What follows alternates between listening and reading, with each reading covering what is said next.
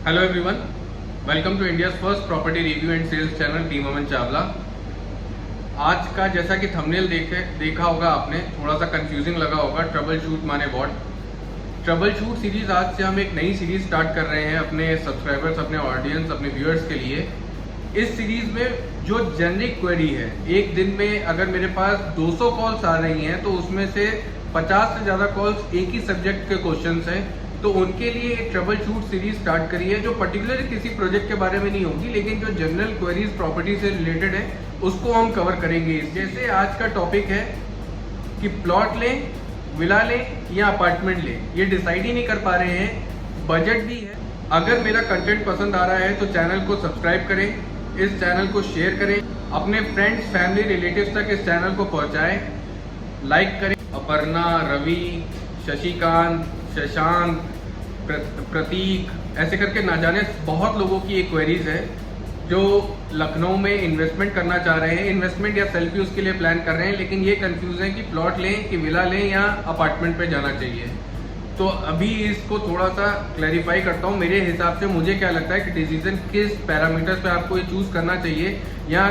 क्या सोच है, उस हिसाब से शायद आपको डिसीजन लेने में, या जब सोचने बैठे कि रियल एस्टेट में आप कुछ इन्वेस्टमेंट करना है या अपना घर लेना है, तो इन पैरामीटर्स को अगर दिमाग में रखेंगे तो शायद ये चूज कर पाना थोड़ा इजी होगा कि हमको इन तीनों कैटेगरी में से कौन सा कैटेगरी या कौन से टाइप ऑफ हाउस या अपार्टमेंट में जाऊं या मैं प्लॉट लेके खुद बनवाऊं। अगर तो आपका एज 30 से 35 या 36 के बीच में है, जॉब अभी 2 साल 3 साल हुआ है करते हुए, बहुत हैवी अमाउंट इन्वेस्ट नहीं करना चाह रहे हैं और सोच ये है कि अभी आज एक घर ले लेता हूँ जिससे मुझे कुछ रेंटल इनकम भी आने लगेगी और फ्यूचर में कभी अगर मुझे रहना हुआ 10 साल 8 साल बाद तो मैं इसको एज अपने फैमिली पॉइंट ऑफ व्यू से यूज़ कर लूँगा। और तब तक जो मुझे मेरी इनकम सपोज 50,000 रुपये महीना है, तो जो मुझे किराया मिलेगा 8-10 हज़ार रुपये या 15,000 रुपये का, वो मेरी एक एडिशनल इनकम हो जाएगी। उससे मैं EMI को थोड़ा बहुत EMI में कंट्रीब्यूशन हो जाएगा, तो मेरा घर बन जाएगा। और इस समय क्योंकि होम लोन इंटरेस्ट रेट बहुत कम है, टैक्स बेनिफिट भी उठाना है, तो अगर ये सब दिमाग में बातें चल रही हैं तो अपार्टमेंट एक ऑप्शन है जिसमें अपार्टमेंट में ही फोकस करें। और अपार्टमेंट भी 50 लाख या 60 लाख की रेंज में, बहुत ज़्यादा हो तो 65 लाख रुपए, इससे ऊपर की रेंज में अपार्टमेंट में जाने की अभी ज़रूरत नहीं है। अपार्टमेंट से क्या फ़ायदे होंगे? अपार्टमेंट लेने में ये फ़ायदा होगा कि आपको रेंटल इनकम स्टार्ट हो जाएगी, आपका एप्रिसिएशन धीरे धीरे होता रहेगा प्रॉपर्टी का। अगर एक अच्छी लोकेशन पे, एक अच्छी डेवलपिंग लोकेशन पे लिया है तो धीरे धीरे अप्रिशिएट होता रहेगा उस अपार्टमेंट की वैल्यू। और अगर घर में सीनियर सिटीजन्स हैं तो सेफ्टी और सिक्योरिटी पॉइंट ऑफ व्यू से थोड़ा सुकून रहेगा। जब आप नहीं होगे, आसपास में पेरेंट्स अगर रह रहे हैं तो आसपास में आपको पता है कि गार्ड है, नीचे और भी लोग रहते हैं, तो किसी भी तरीके से कैंपस के बाहर नहीं जाना पड़ेगा। सारी चीज़ें कैंपस के गेट के अंदर ही सब सुख सुविधाएं अवेलेबल हो जाएंगी, तो सेफ्टी सिक्योरिटी रहेगी। और अगर हस्बैंड वाइफ दोनों वर्किंग है, बच्चे छोटे हैं, तो उस लिहाज से भी मैं बोलूँगा कि अपार्टमेंट में जाएं, क्योंकि अपार्टमेंट एक सेफेस्ट ऑप्शन है जहाँ पे बिना किसी टेंशन के आप अपने बच्चों को छोड़ के जा सकते हो। और सोसाइटी के अंदर में गार्ड को आप इन्फॉर्म कर सकते हो, हर 2-3 घंटे में गार्ड एक विजिट करके आपको एश्योर कर सकता है, आप गार्ड का मोबाइल नंबर एक्सचेंज कर सकते हो और आप एक कनेक्टेड रह सकते हो। और मालूम है कि उस फ्लैट में अगर आपने इंस्ट्रक्शन दे दिए गार्ड को कि कोई भी आएगा तो गार्ड गेट पे ही आपका कोरियर है या कोई गेस्ट आ रहे हैं तो वहीं पे वो बता देंगे कि अभी कोई घर में नहीं है, तो कोई ऊपर जा नहीं पाएगा, तो बच्चे सेफ रहेंगे।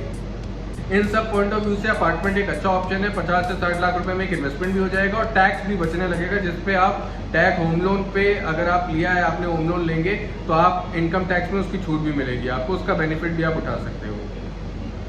अभी प्लॉट लेना चाहिए, प्लॉट उन लोगों को लेना चाहिए जो ये श्योर हो चुके हैं कि मेरा रिटायरमेंट अगर हुआ तो मैं इसी सिटी में, सपोज लखनऊ सिटी में या पुणे सिटी में, मुझे वहीं रहना है, परमानेंट वहीं रहना है। या उस तरीके के ऑडियंस जो प्योर इन्वेस्टमेंट चाह रही है, जिसको रहने का अभी कोई पॉइंट ऑफ व्यू नहीं है, फ्यूचर में कभी बेचना है या कभी 10-15 साल बाद आना है रहने के लिए, या फैमिली बहुत बड़ी है, अपार्टमेंट जो बड़े अपार्टमेंट है वो 1 करोड़ प्लस जा रहे हैं, उतने में जाना नहीं है, अपार्टमेंट में उतना पैसा लगाना नहीं है, और अभी एक प्लॉट लेके छोड़ना है जिसपे हम अपने हिसाब से अपना कंस्ट्रक्शन करा लें और फ्यूचर में कभी डिसाइड करेंगे कि हम इसको बेचना चाह रहे हैं या बनवाना चाह रहे हैं। उस तरीके के ऑडियंस प्लॉट पे जाएं, और स्पेशली वो जो 35 प्लस ईयर्स या 34 ईयर्स प्लस है, बिकॉज जॉब को 4-5 साल एटलीस्ट हो चुके होंगे, क्योंकि प्लॉट के केस में SBI 70% से ज़्यादा फंडिंग नहीं करती है, और प्लॉट के जितने भी प्रोजेक्ट्स हैं वो कॉस्टली प्रोजेक्ट्स हैं। 44 से लेके 50 लाख की रेंज में सिर्फ प्लॉट की कॉस्ट आती है। बहुत सारे केसेस में तो प्लॉट 70 लाख से 1 करोड़ 1.25 करोड़ की रेंज में भी चले जाते हैं। तो जो बिजनेस प्रोफाइल के लोग हैं या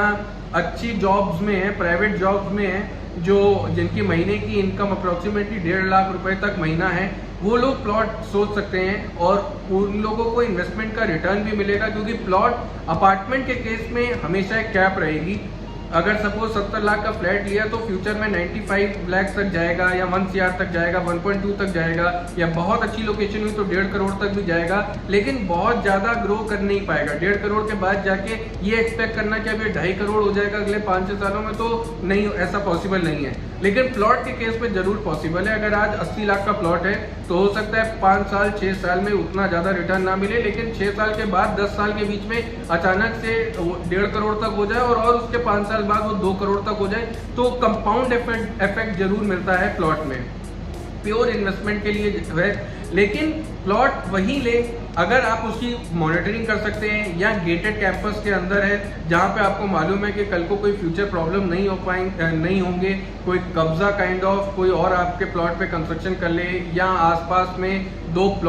अगर कोई मकान बनाए तो किसी ने आपके प्लॉट के ऊपर से बाउंड्री उठा दी, तो ये तरीके के थोड़े बहुत प्रॉब्लम्स होते हैं प्लॉट के केस में। अगर आपको मॉनिटरिंग कर सकते हैं, आपकी फैमिली से प्रॉपर मॉनिटरिंग हो सकती है, आप भी आके हर 6 महीने में 5 महीने में उस प्लॉट को देख सकते हैं, या फिर वो एक गेटेड सोसाइटी, एक गेटेड कैंपस में है, तो बहुत सारी प्रॉब्लम्स आपको फेस नहीं करनी पड़ेंगी। तो प्लॉट उन लोगों के लिए जो प्योर इन्वेस्टमेंट जा रहे हैं, या फैमिली साइज बहुत बड़ा है, या फिर जो अफोर्ड कर सकते हैं, जिनके लिए 1 करोड़ या 1.5 करोड़ या 90 लाख रुपए बहुत इजीली अफोर्ड कर सकते हैं। अगर लोन लिया है तो बहुत सारे बैंक की कंडीशंस होती हैं कि किसी को 2 साल में उस प्लॉट पे कंस्ट्रक्शन कराना है, 4 साल में कंस्ट्रक्शन कराना है, तो कंस्ट्रक्शन कराना पड़ेगा। कंस्ट्रक्शन नहीं कराएंगे तो बैंक से अगर लोन लिया है तो बैंक पीछे पड़ जाएगा, और वो फिर होम लोन में भी कन्वर्ट नहीं होगा, क्योंकि लैंड अगर आप परचेज करते हो तो उसका बेनिफिट आप होम लोन में इनकम टैक्स में आप छूट नहीं मिलती है लैंड के केस में, सिर्फ विला के केस में और अपार्टमेंट के केस में छूट मिलती है। अगर मैं प्लॉट वर्सेस विला की बात करूं तो विला तभी लें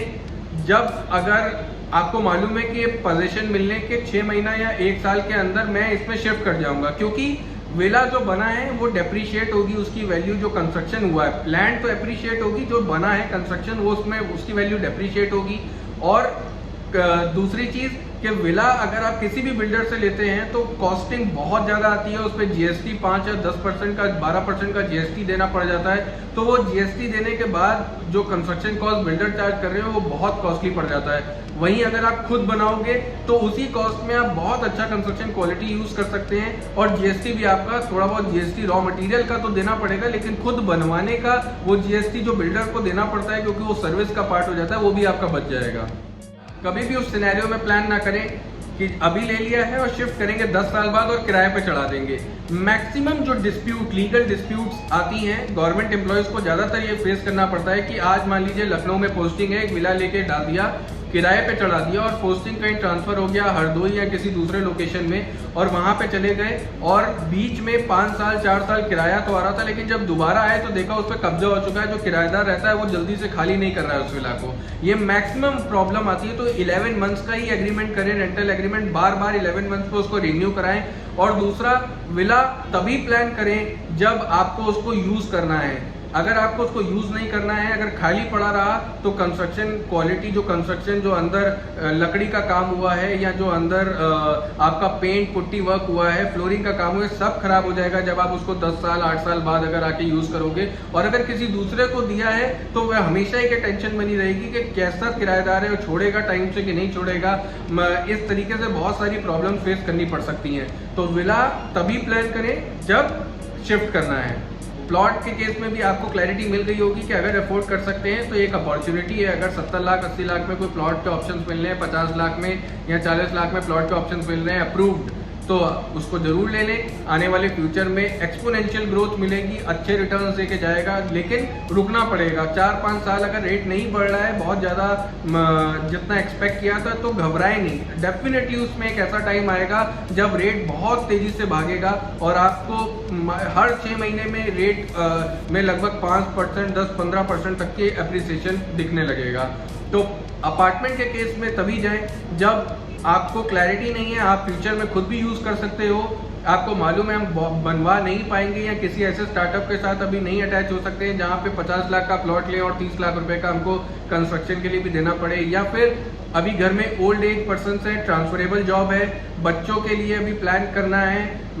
हस्बैंड वाइफ दोनों वर्किंग है, टाइम नहीं दे पाएंगे घर पे, तो उस केस में सिर्फ फ्लैट्स के ऑप्शन पे जाएं। ना प्लॉट सूट करेगा ना विला सूट करेगा। हाँ, अगर अपार्टमेंट में जा रहे हैं और अगर आप अर्ली 34, 33, 32 ईयर्स की एज में है तो आप फ्लैट का ऑप्शन ले सकते हैं, और आफ्टर 40 ईयर्स या आफ्टर 7-8 ईयर्स, 10 ईयर्स आप एक प्लॉट भी इन्वेस्टमेंट के लिए लेके डाल सकते हैं। घर हो गया अपार्टमेंट में, अपना घर उसमें चला लिया और उससे आपको रेंटल इनकम भी आती रही, और फ्यूचर में एक अच्छा प्लॉट का प्रोजेक्ट में इन्वेस्टमेंट कर दिया जिससे आपने अपना डाउन द लाइन 15 ईयर्स बाद बच्चों का एक हैवी एजुकेशन लोन लेना पड़ा, या शादी में अगर उस फंड को यूज करना पड़ा, या घर पे एक ऐसा बैकअप ऑप्शन, कभी जॉब चली जाती है रिसेशन में या कुछ भी प्रॉब्लम्स आते हैं तो आपके पास एक ऐसा एसेट है जिसमें आपके पास 2 करोड़ या 1.5 करोड़ आपको मालूम है मैं बेचूंगा, बहुत जल्दी इजीली रीसेल भी हो जाएगा, और अगर बेचूंगा तो मुझे अच्छे रिटर्न्स, अच्छा फ्यूचर भी देके जाएगा। तो इस तरीके से आप प्लॉट के ऑप्शंस में किसी भी प्लॉट के प्रोजेक्ट में फर्दर 8-10 साल बाद इन्वेस्टमेंट कर सकते हैं। और फोमो ना हो, फियर ऑफ मिसिंग आउट, इस पे ना भागे। ऐसा नहीं है कि अगर आज एक प्लॉट का ऑप्शन मिस हो गया तो फ्यूचर में नहीं आएगा, या एक अच्छा अपार्टमेंट का ऑप्शन अगर आज मिस हो गया तो फ्यूचर में नहीं आएगा। डेफिनेटली आएगा, लेकिन इस बात को जरूर दिमाग में रखें, रियल इस्टेट है, जो चीज आज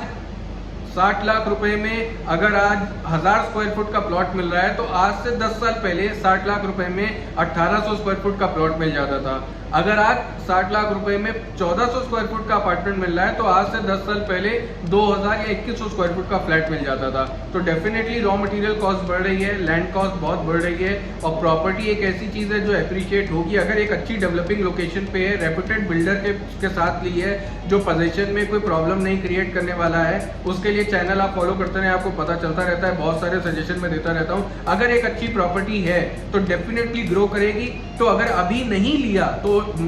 परेशान होने की बात नहीं है, आगे फ्यूचर में ले सकते हैं, लेकिन ये ना एक्सपेक्ट करें कि जो चीज 4 साल पहले देखी थी 60 लाख की, वो आज भी मुझे 60 लाख की या 65 लाख की मिल जाएगी। ऐसा कभी नहीं होता है। अंडर कंस्ट्रक्शन प्रोजेक्ट्स धीरे धीरे बढ़ते हैं, और जब पोजीशन हो जाता है तो अचानक से बहुत तेजी से प्राइस भागता है उनका। अगले 2-3 साल पोजीशन मिलने के बाद से 2-3 साल में प्राइस बहुत तेजी से भागता है, और फिर 3-4 साल बाद थोड़ा सा